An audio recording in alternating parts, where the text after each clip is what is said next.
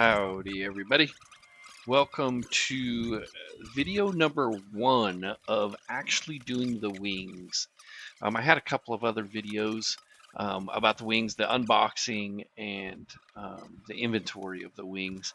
But this is the first video of actually doing something on the wings. So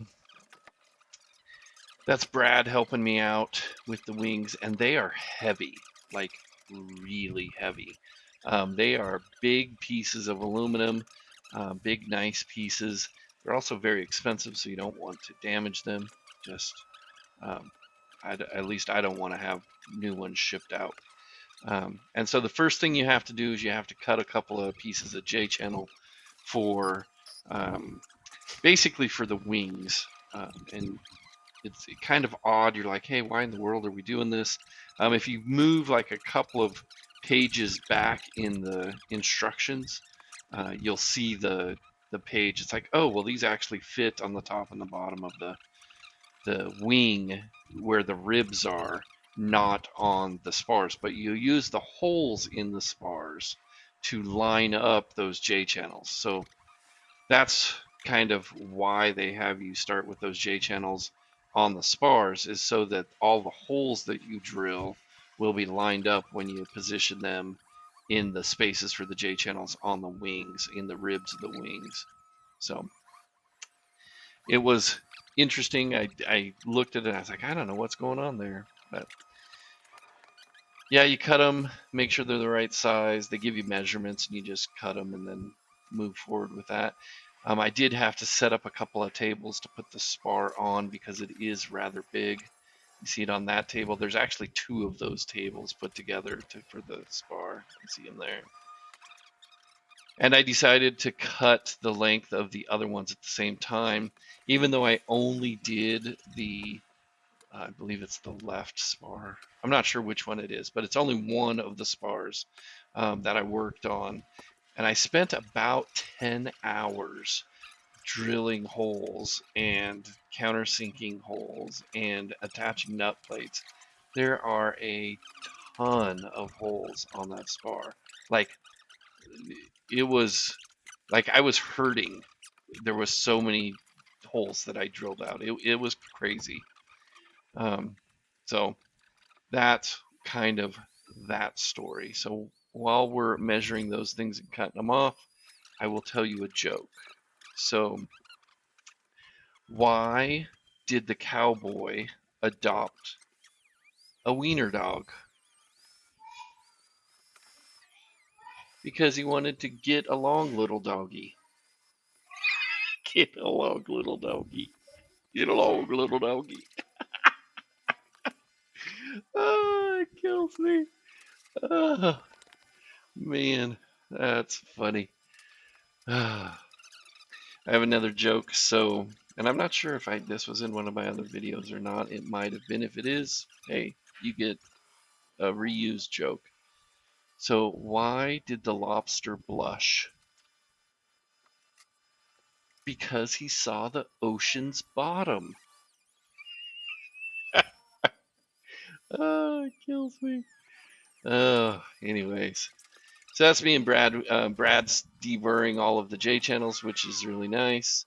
After I'd cut them, and then he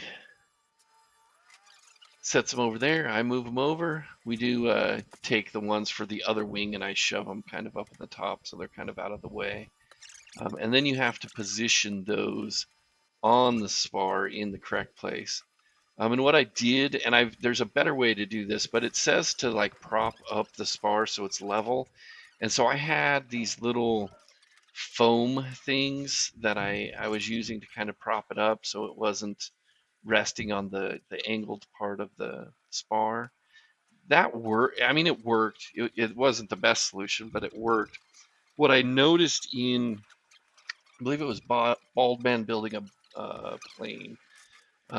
He had used clecos, and he actually clecoed where the um, where the ribs fit on the spar, like underneath, And so all the clecos actually ended up making it perfectly level, and then the spar actually rested on the clecos, which was a great idea. And you will see me change to that probably in video number 2 or 3 of the spar. I'm not sure how far I'll get, but or where that shows up in the video order, but you'll see me change to that. But the pads worked.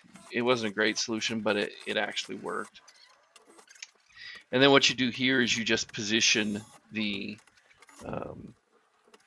J channels in the spar, and then you drill the holes, like through the holes in the spar into the J channel, which basically puts the hole into the J channel in the correct alignment for the back part of the wing. And then, I mean, you cleco as you go. It has a specific measurement that you're supposed to keep them from the top.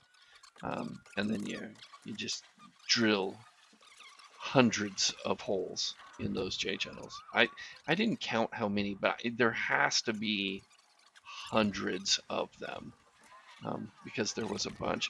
And you will notice the little piece of blue tape there. That's to cover up the holes that you're not supposed to drill through. Because I think I'll explain it here in a little bit. So Brad went home, and this is me trying to keep drilling those things out for forever. And so you just keep going one a little bit, move a little bit, move a little bit. It was kind of nice to have my chair there, so that helped out a bunch as we were going. And then I do have my little ruler. That helped out. I just made sure that it was still set correctly as I was going. And then you do every other hole, and then you could drill the holes in between each of the rivets as you go. So, not too bad there. It was just time consuming. It was a lot of time spent drilling out those holes.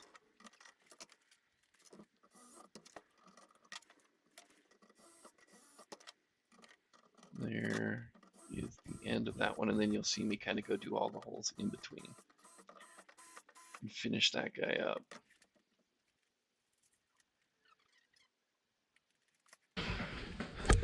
So let me show you.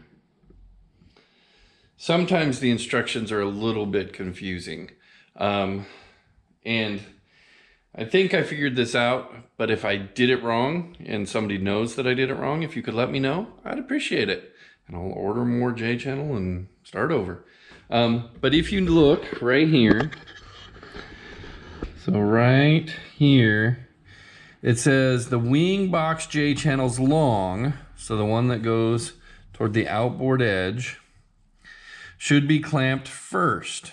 So it's clamped on first, followed by the wing box J channel short, which is this guy. So this gets clamped on second.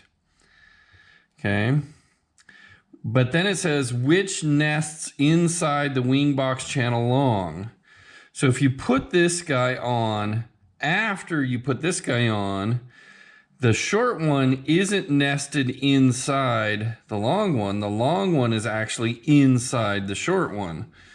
The bends of the J channels may be adjusted and required to nest tightly where they overlap. So let me show you what I did. So I clamped the long one on first, right? This one was clamped on first, clecoed on. Then the short one was clamped on. But that means that the long one is nested inside the short one. And then you notice it's kind of, they line up pretty good there. I mean, there's a little gap here where it goes, but that's, I don't think you can get around that too much. So there you go. That's what I came up with. I hope it's right. We'll see.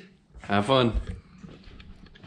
So that is basically what I did. Is I took the first part of those instructions and did it, and then kind of the second part where it says it should be nested, I just did them in the opposite order.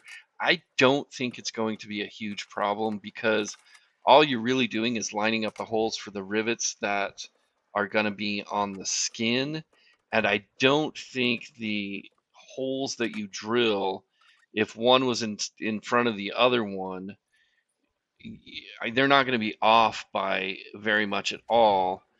You might have to um, drill, like, kind of push it a little bit. I don't know. I'll find out. It is interesting though, if you look a couple pages back or forward in the instructions, you do see that the smaller one is actually nested inside the bigger one. But the words that are written on the page say that you clamp the long one on first. So I don't know which way is right, but I don't think it matters. I don't think it's a huge deal one way or the other. And so here I'm doing them on the other side. Basically, you're only supposed to drill out the ones that aren't where the blue tape is. You don't drill. You just drill the other ones, and then you'll see in a later video you actually take that and you flip it around so you can drill the other holes where the blue tape is, but you do it on the top side. So I'll point that out in the next video. As always, have fun. Make sure you subscribe, like the videos. And if you have any questions or comments, please feel free to share. See ya.